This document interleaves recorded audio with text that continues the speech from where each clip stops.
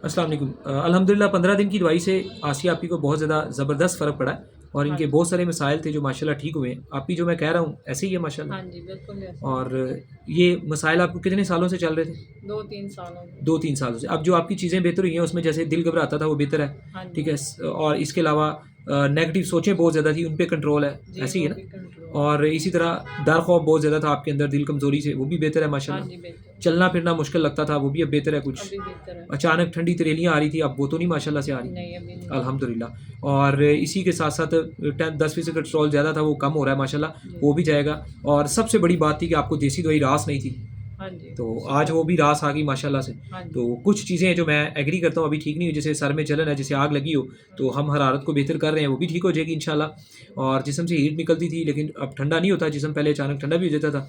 तो हाँ ये जी। सारे मसाइल इंशाल्लाह जो रह गए 2-3 वो भी बेहतर होंगे और हर मसला हल होगा। जज़ाकल्लाह, अल्लाह आपको ऐसे सेहतमंद रखे।